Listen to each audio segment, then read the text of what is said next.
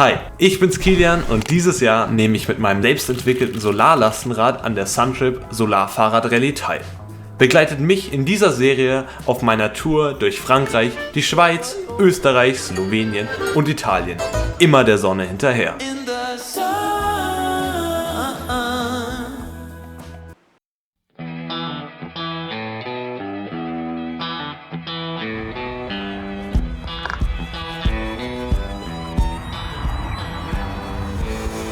Morgen geht's ab nach Grenoble mit dem Auto. Davor muss aber das ganze Gefährt hier einmal zusammengepackt werden und in unseren kleinen Skoda reinpassen.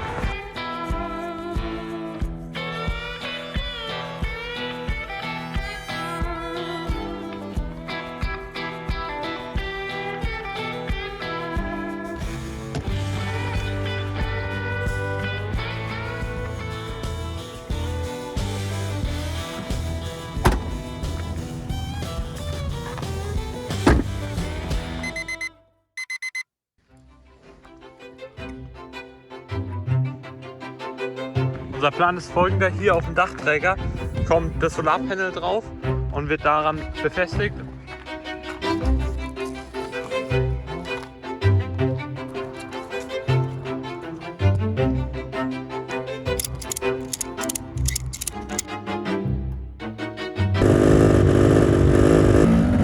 Oh nein! Der Spanngurt ist jetzt so gespannt hier, damit er hoffentlich nicht klappern wird. Ist fest und da mit einem Kabelbinder und da zusammen gemacht, damit es auch nicht klappert. Und jetzt hoffentlich ein paar mehr Kilometer. Ich sag so. Let's go.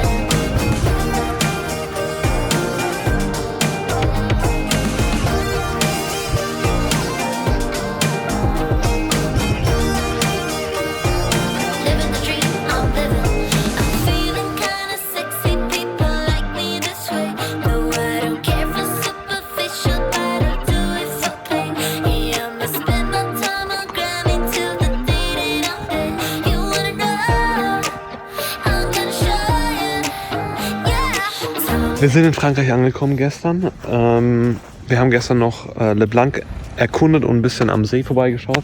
Es war super nice. Heute ging es aber schon richtig ins Gebirge, und zwar sind wir einmal runter nach Grenoble gefahren. Da hatten wir so ein Meeting mit Sponsoren und dann sind wir wieder 1000 Höhenmeter hochgefahren und es war unglaublich anstrengend. In Grenoble hatte es 45 Grad in der Stadt. Und das mussten wir halt wieder hochfahren dann alles. Ja, morgen geht's richtig los. Ich bin gespannt. Es wird krass. Es wird sehr krass.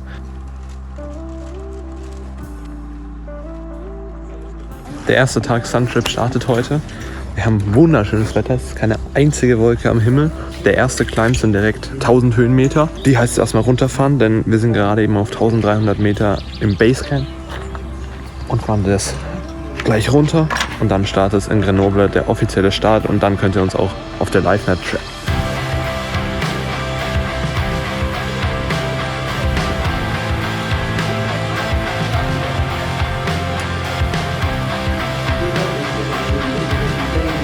Die Ansprache ist jetzt rum.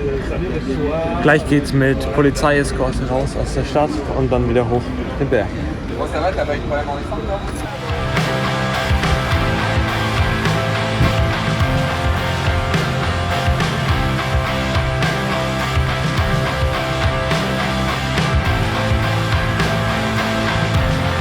We are on the road. Es geht los, Polizeieskorte und wir fahren jetzt hier schön durch Grenoble und dann geht's ab nach oben.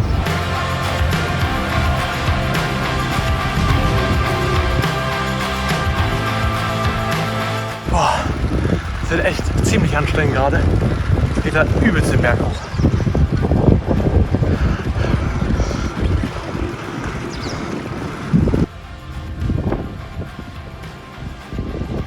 Let's go!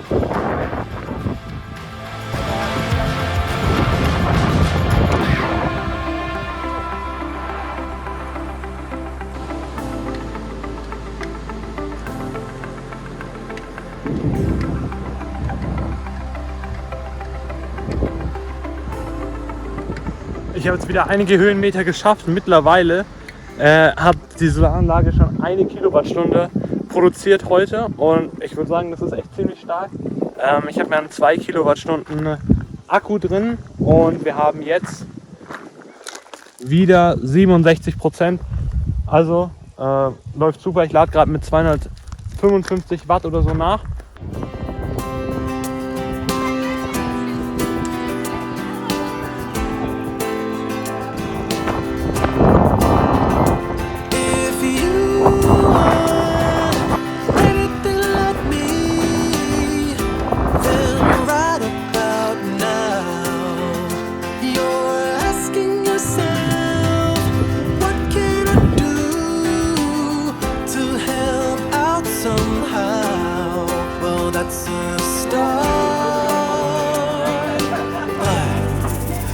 Just don't do, and doers don't watch. So let's get to it, let's get it done. Oh, I loved you too long. You keep blowing me out, I keep holding you in.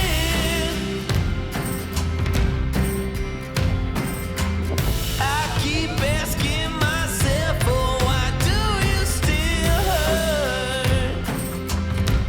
Why do you still hurt? Wir sind on track. Wir haben gerade eben einen Spot wieder erreicht, also wieder Punkte abgesahnt.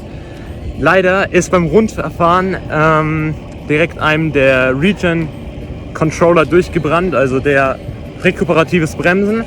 Da bin ich ein bisschen froh, dass ich das nicht habe, weil bis jetzt läuft der Fahrfang wirklich super gut und die Straßen sind ein Traum.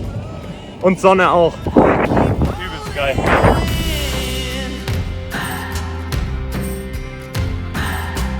I keep asking myself, oh, why do you still hurt? Why do you still hurt?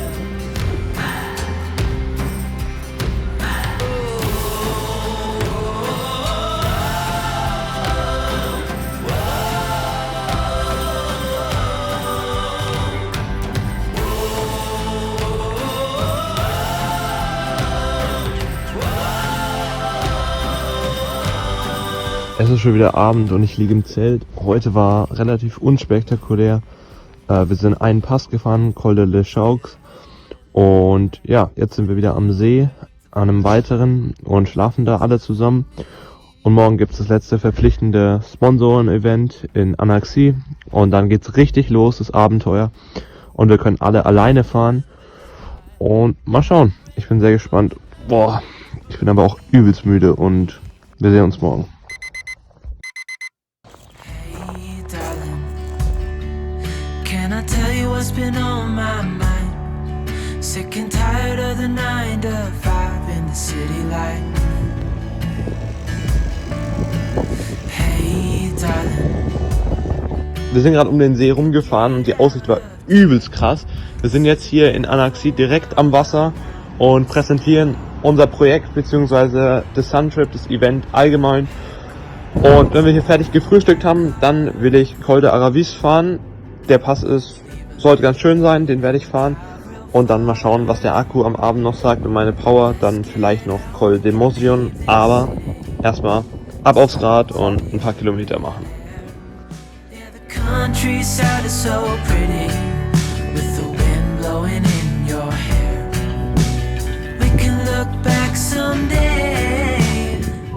Mitten auf dem Pass habe ich dann auf einmal Stefan getroffen und nachdem wir über der Schweizer Grenze zusammen waren, haben wir uns dazu entschieden, wir wollen Lac im Mosion hochfahren und zu dem Staudamm an der Schweizer Grenze und glücklicherweise haben wir dann auch noch Hugo getroffen. When it's me and you on the road. too. Hey darling, you know we're gonna have a really good time, driving in the middle of the night when the stars are bright. Pack our bags and get in that car, leave a little note and we'll drive real far. Let's get out, we can leave this city, let's drive to the open air. Yeah, the countryside is so pretty with the wind. It's so steep, we're currently making like 9.2 degrees up and I'm sweating. My battery is nearly under 50%. Yeah. And yeah, we have some kilometers left, but the time is ticking.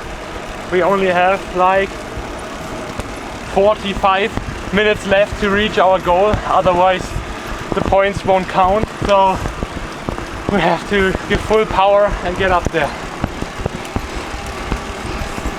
You will be proud of yourself. Yes.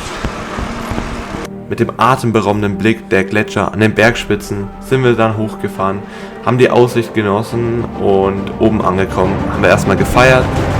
Go, go, go! Go, go, go, go!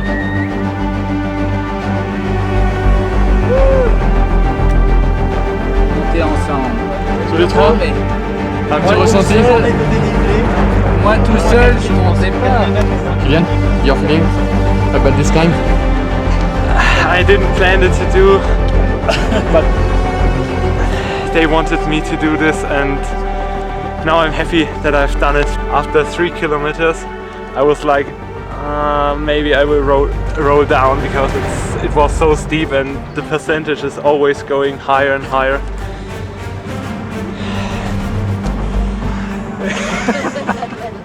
Wo hätten wir jetzt wohl besser schlafen können als direkt am Staudamm mit dem besten Ausblick, den man sich hätte vorstellen können. Und am nächsten Morgen konnten wir einfach einmal drüber fahren.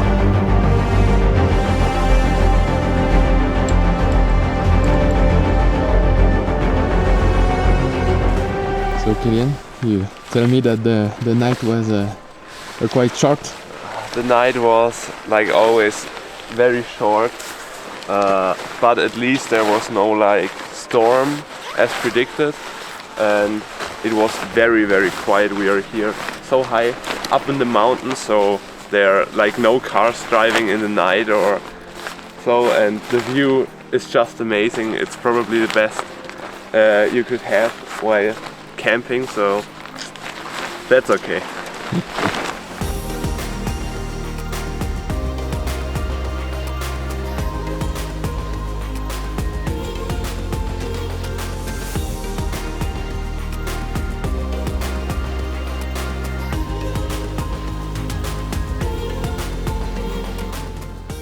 Das Beste am Bikepacking durch die Alpen ist einfach, dass überall Trinkwasserbrunnen sind und ich dabei auch noch in Kontakt mit Locals komme, aber auch einfach kostenloses Wasser bekomme.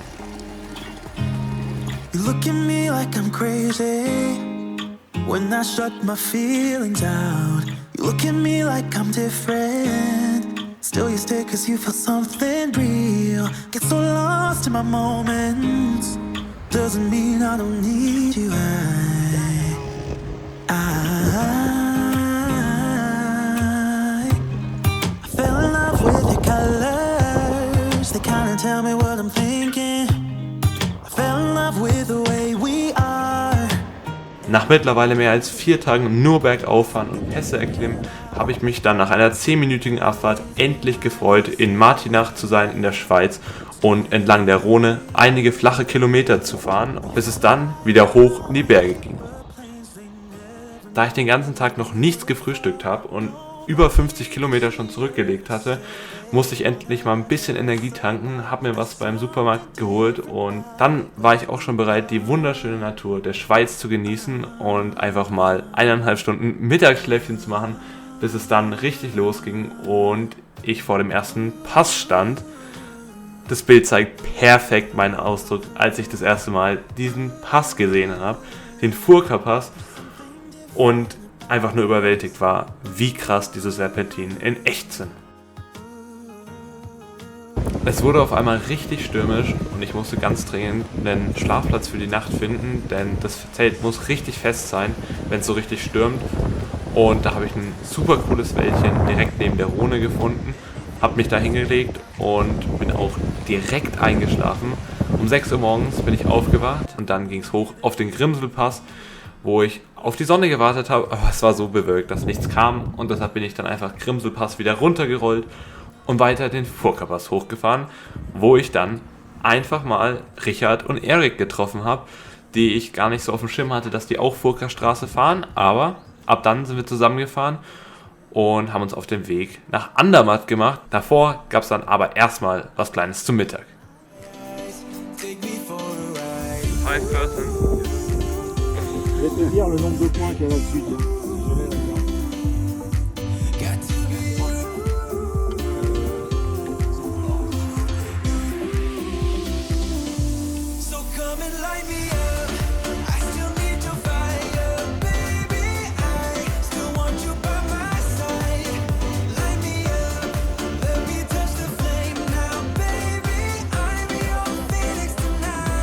Da die Stadt Andermatt dieses Jahr einer der Etappenziele ist, konnten wir mal ausgiebig den Schweizer Luxus genießen und unsere Fahrräder direkt neben den super teuren Autos in der Tiefgarage parken und am nächsten Morgen ging es mit voller Motivation ab den Oberalppass. Doch dann ist das passiert, wovor jeder Teilnehmer Angst hatte.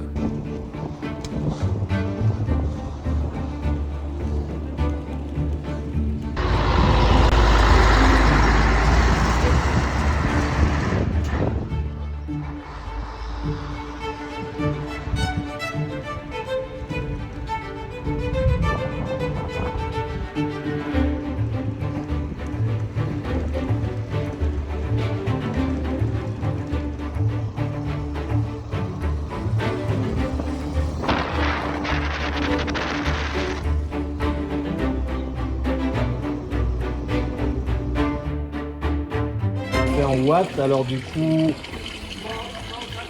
Aus dem Nichts hat einfach der Motor nicht mehr funktioniert. Nicht meiner, aber Richards Motor ging einfach nicht mehr an und Display sowie Akku haben einfach nicht mehr funktioniert.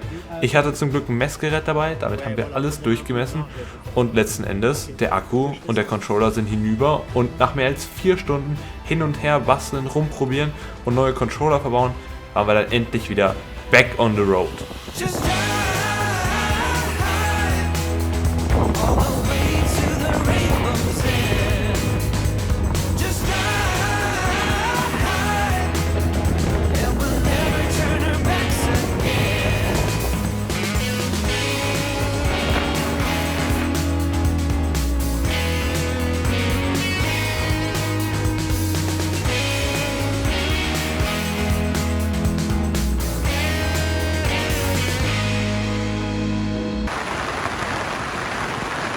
Nachdem wir heute sehr viel Zeit verloren haben, haben wir uns dazu entschieden, den Abend im Gasthaus ausklingen zu lassen und uns dann einen Schlafplatz zu suchen und schaut mal, wo wir am Morgen aufgewacht sind.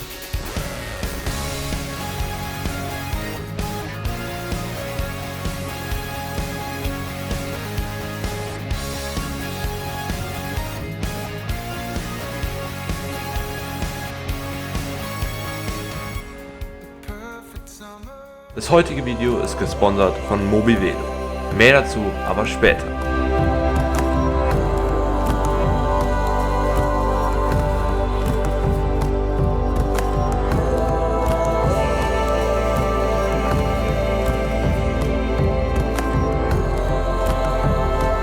Wir fahren gerade den Albula-Pass hoch. Wir sind in circa 2 Kilometern oben. Das ist jetzt mittlerweile schon Kilometer 25.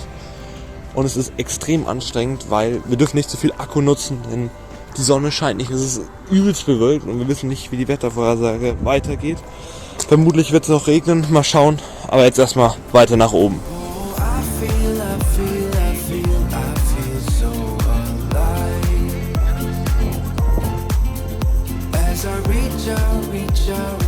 Nach einer gefühlten Ewigkeit bergauffahren ging es dann endlich wieder bergab.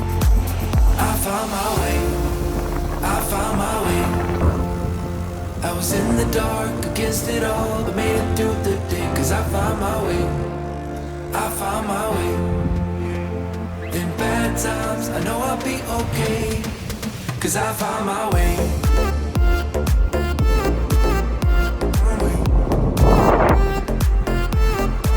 Cause I found my way.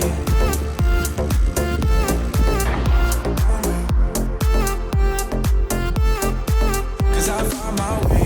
Den zweiten Pass des Tages hätten wir damit auch geschafft, aber es sieht ziemlich danach aus, dass es gleich regnet. Egal, wir erhalten die gute Stimmung und fahren mit voller Motivation weiter. It's raining man.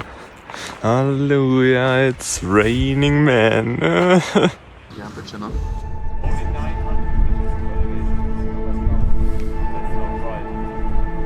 We came down this hill, it was raining. Now it's okay. At least it's not raining anymore, but the sun isn't out, so no solar power. But I decided to now try Stelvio. Let's go!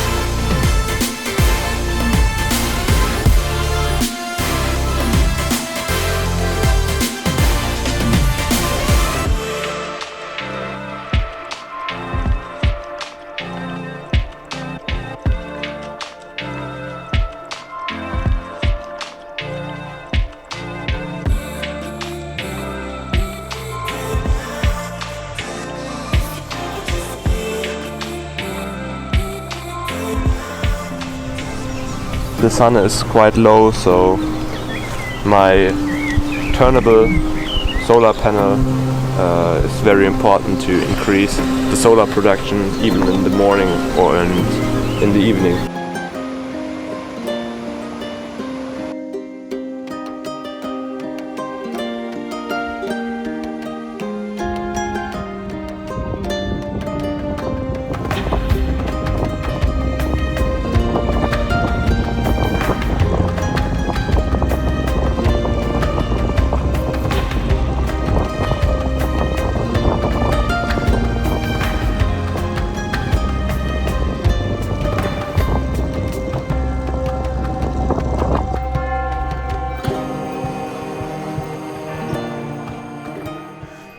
Obwohl ich gestern echt extrem kurz geschlafen habe, weil meine ganzen Schlafsachen ein bisschen nass waren, als ich Stelvio hochgefahren bin, im Regen, sind die halb nass geworden und ein bisschen klamm, habe ich trotzdem letzte Nacht relativ gut geschlafen und habe heute komplett durchgezogen und bin wieder früh aufgestanden, bin einfach den ganzen Tag durchgefahren und jetzt bin ich übelst müde. Ich habe nicht mal einen Supermarkt gefunden, wo ich was zu essen bekam, deshalb habe ich dann einfach mir eine Pizzeria rausgesucht, das war übelst cool. Die musste ich natürlich auch erstmal transportieren, habe ich dann einfach aufs Solarpanel gelegt, weil in meiner Tasche war nicht genug Platz. Und es ist eine Straße, da ist kein einziges Auto bis jetzt gefahren. Ich glaube nicht, dass da heute Nacht irgendwas fährt. Das ist ein richtig Kackspot, ich schlafe direkt neben der Straße. Aber egal, es ist so spät gewesen, dass ich nicht mehr weiterfahren durfte. Und morgen geht es dann hoffentlich schön die Straße hoch, weil bis jetzt ist die Straße sehr, sehr nice, weil keine Autos fahren. Aber ich hoffe, da ist nicht irgendwas, eine Sperre oder so, weil es gibt auch keinen anderen Weg. Also, bis morgen, gute Nacht, ich bin übelst müde.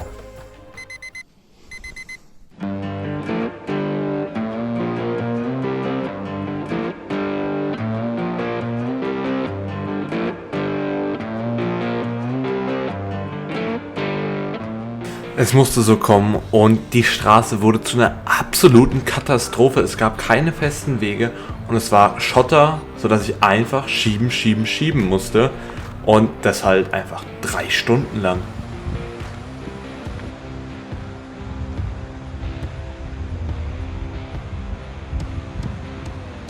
Oben angekommen wollte ich dann endlich mal den Akku laden, weil davor bin ich die ganze Zeit im Schatten gewesen und habe das Fahrrad hochgeschoben. Und coolerweise habe ich dann slowenischen Journalisten und Fotograf getroffen, der spontan Bilder von mir gemacht hat und sich dazu entschieden hat, einen Artikel über mich zu schreiben, was super cool ist. und dann ging es auch langsam weiter.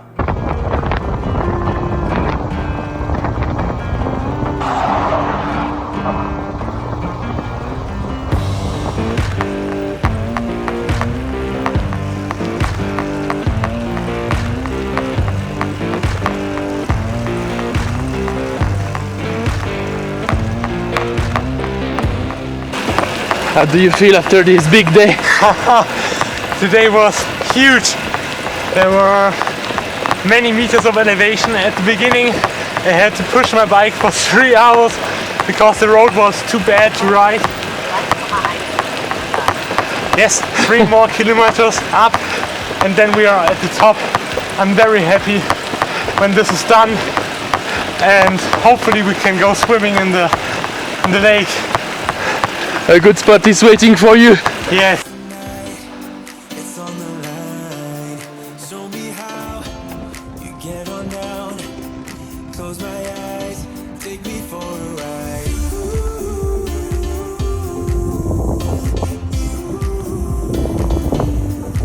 Got to be you.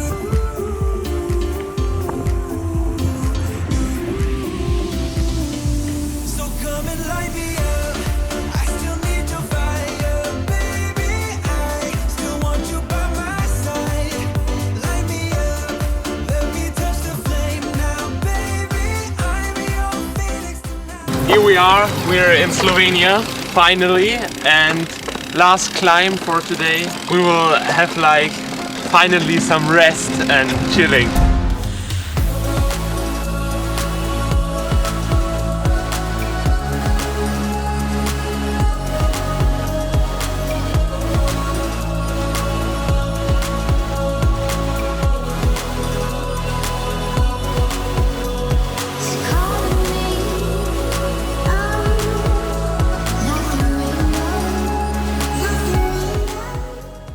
Heute Morgen sind wir am Lago de Predil auf knapp 900 Höhenmetern gestartet und wir sind jetzt auf 2000 Höhenmeter, also die ersten 1100 sind schon geschafft und wir sind von Italien nach Slowenien gefahren und die Hälfte des Trips ist morgen wahrscheinlich dann rum.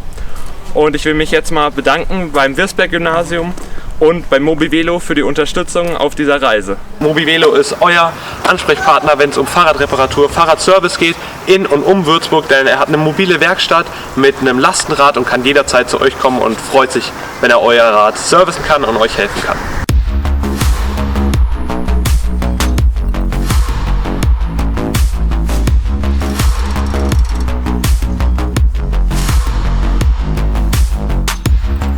Vielen Dank und wir hoffen auf eine weitere gute Fahrt und vor allem viel Sonne, denn gerade ist super Wetter, dass ich meine Akkus schön aufladen kann und wir heute noch ordentlich Strecke machen können.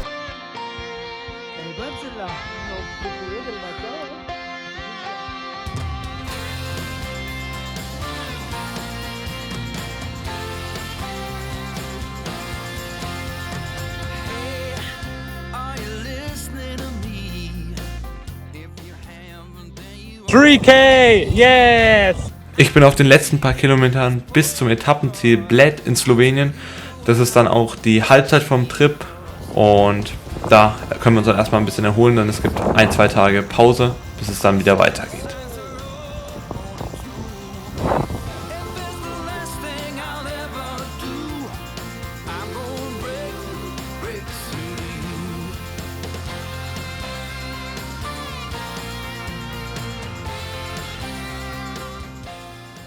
Nach 2 Tagen in der Jugendherberge bin ich jetzt wieder back on track und ich mache mich auf den Weg nach Italien. Davor fahre ich aber noch Risk, den Pass, und den rolle ich wieder runter und dann geht es wieder über Mangat nach Italien. Und ja, aber jetzt erstmal ordentlich Gas geben. Noch ist ein bisschen bewölkt, aber ich glaube, das Wetter sollte ganz gut werden.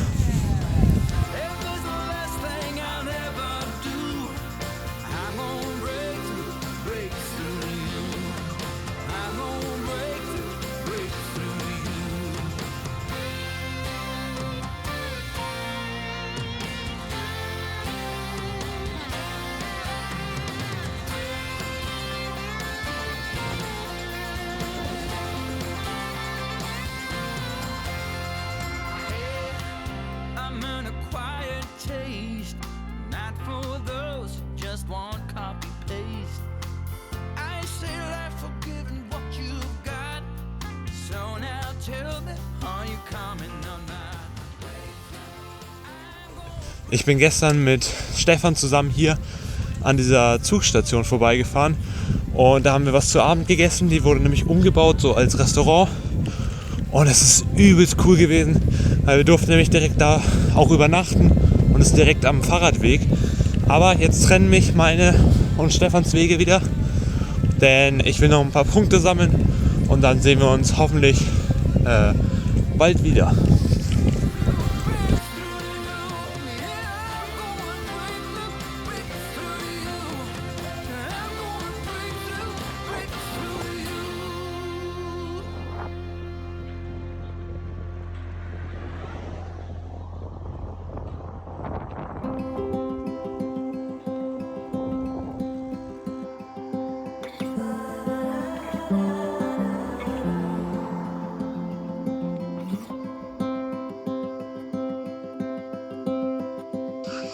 Crazy. Ist einfach nicht so real, wie blau dieser See ist. Übelst geil. I've never been known for my cautious side. You should know that I'm well. Und schon haben wir das nächste Etappenziel erreicht, Conegliano. Und von dort aus geht es weiter durch Italien Richtung Frankreich. Aber als allererstes stand mal Monte Grappa an. Ein wunderschöner Pass, der aber auch echt anstrengend ist. Und ja, es war einfach sensationell. Und zufällig habe ich dann auch noch Stefan getroffen, der wegen einem technischen Defekt ein bisschen aufgehalten wurde. Und dann sind wir zusammen hochgefahren.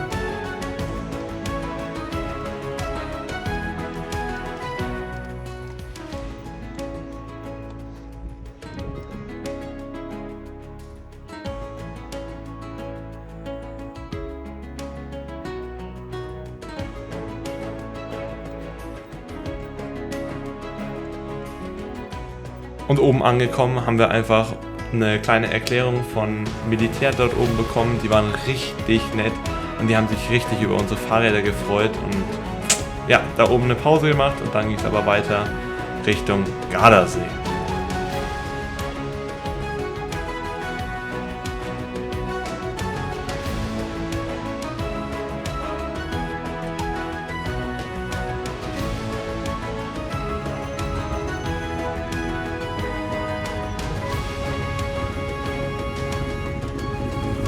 Nach über 40 Kilometer nur bergab rollen kamen wir dann in Palapria an, wo wir glücklicherweise direkt einen Barbesitzer gefunden haben, der uns erlaubt hat, auf seinem Gelände unsere Zelte aufzuschlagen. Und dann konnten wir am Abend sogar noch uns waschen im Fluss. Und es sah so schön aus, die Sonne ist untergegangen. Und ja, danach haben wir gut geschlafen und am nächsten Morgen ging es nicht besonders gut los.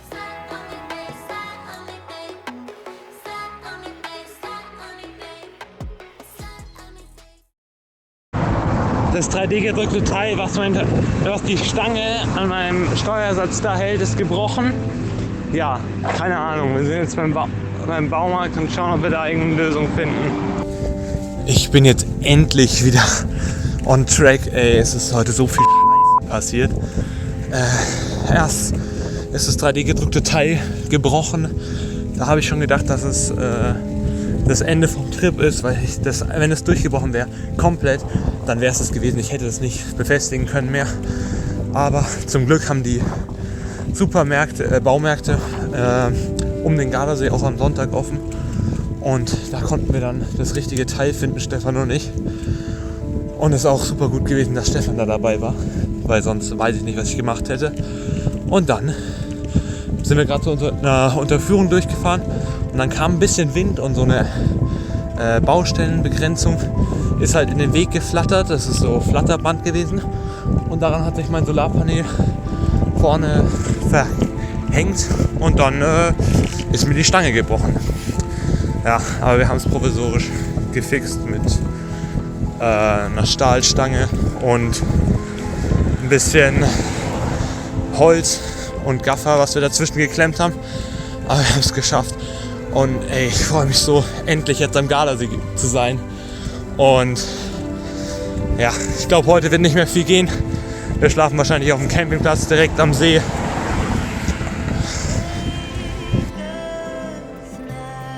Sowas gehört eben auch zu einer Reise. Scheitern, Sachen gehen kaputt. Aber es gibt immer Lösungen, man kann immer weitermachen, wenn man dran glaubt und wenn man die richtigen Leute findet. Dann geht es immer und so sind wir am nächsten Tag auch einfach weitergefahren. Ich war immer noch ein bisschen fertig und ich habe nicht wirklich ins Material vertraut, aber wir sind weitergefahren. Und am Abend kam dann ein Sturm auf und da hat man wieder Vertrauen drin gewonnen, denn wir waren auf einem Hof und wir wurden zum Essen eingeladen, aus dem Nichts. Wir kannten die Leute nicht, die haben uns hilfsbereit geholfen. Wir durften unsere Fahrräder unterstellen und sie haben für uns gekocht. Und als das dann rum war, sind wir dann noch ein paar Kilometer gefahren, haben direkt neben der Straße übernachtet. Da hat uns ein netter Mann erlaubt, dass wir auf seinem Feld schlafen dürfen. Und dann am nächsten Morgen ging es richtig ab. Da hatte ich wieder richtig Bock und volle Motivation. Und ich bin gemeinsam mit Stefan dann Richtung Turin gefahren, wo unsere Wege sich wieder getrennt haben, denn ich bin auf die Basilika gefahren und Stefan ist einfach direkt weiter in Richtung Valkenis gefahren. Nach meinem Abstecher auf der Basilika ging es dann raus aus Turin. Das hat ewig gedauert. Über 2 Stunden bin ich durch die Gassen gefahren und es war einfach nur gefährlich. Also an jeden da draußen, fahrt nicht mit dem Fahrrad durch Turin. Das ist absolut kein Spaß und da seht ihr auch nichts Besonderes, weil das ist einfach nur hektischer Straßenverkehr, deshalb einfach umfahren und dann habe ich richtig Gas gegeben, bin noch ein paar Kilometer gefahren und am Berg habe ich dann mein Zelt aufgebaut, meine Trinkflaschen an den Trinkwasserbrunnen aufgefüllt und mich mal ausgeruht.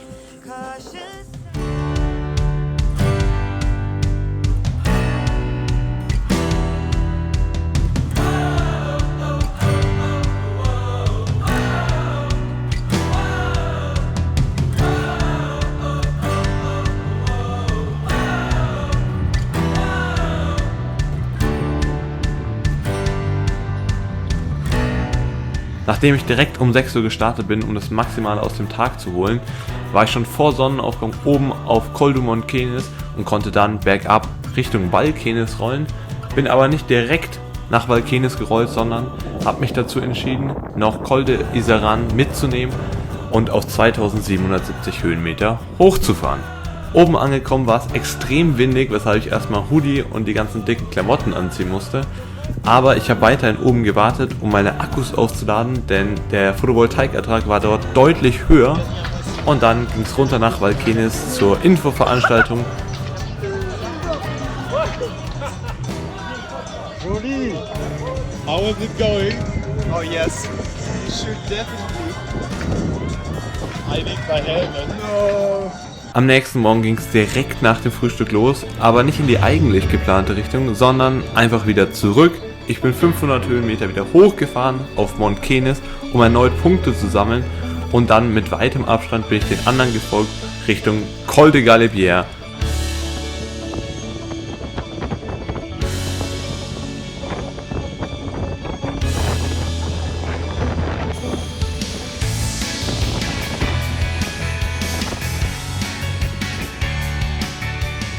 Trotz meinem Umweg habe ich einige überholt und konnte es dann richtig weit nach vorne schaffen und mit ein paar gemeinsam die Spitze erreichen.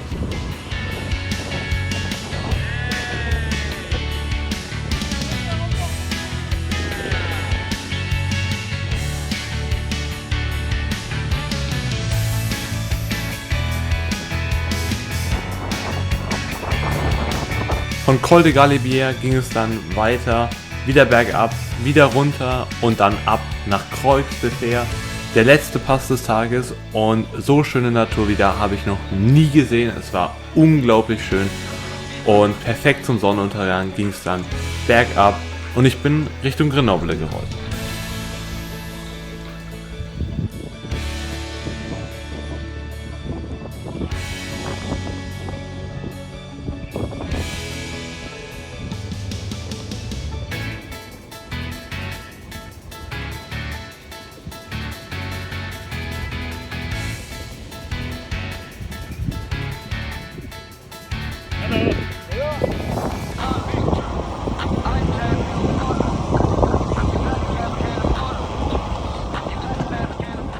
Kurz vor Grenoble war es dann auch schon wieder soweit. Das Tageslimit für heute war ausgeschöpft. Es ging nicht mehr weiter. Die Uhrzeit war schon zu spät.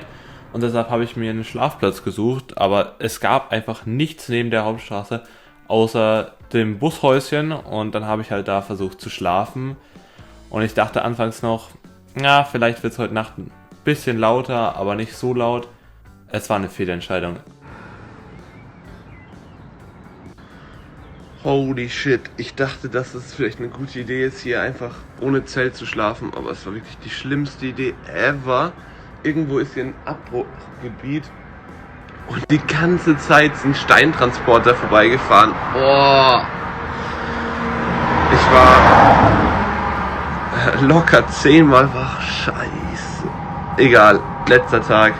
Heute wird nochmal alles gegeben, damit der 3. Platz gesaved wird. Fuck. Nach 10 Kilometern ist dann auch noch eine meiner Halterungen gebrochen. Und dann war die Motivation schon sehr hoch, endlich das Ziel zu erreichen. Ich konnte es dann irgendwie reparieren. Und dann ging es auf den Endspurt Richtung Lyon.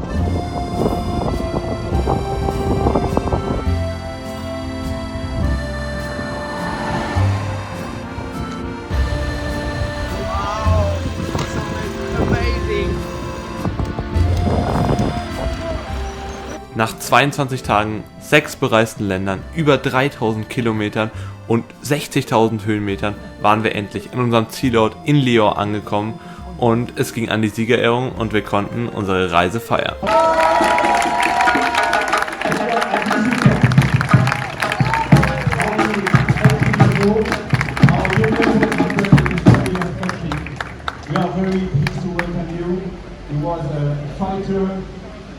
You are also on the next challenge on the third position, you know, and only you are very young, very brave, and we hope that with you we will inspire some German guys. So thank you very much. You are very strong. You look older than 18 years old, so it's a pleasure to have you in the team.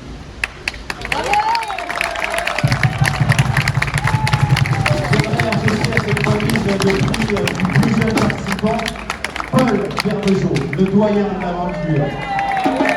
Je vais remettre un petit procès de Paul.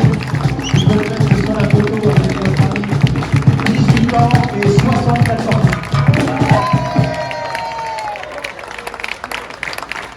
Paul battu en deuxième position. J'appelle un autre jeune participant français pour lui. Il s'appelle Hugo. Parcourir faire cette aventure au nom de votre entreprise, chère madame, venez avec nous au milieu, et aussi au nom du Campus Giant de Grenoble, qui est une zone d'innovation de pointe. A bientôt pour les prochaines aventures.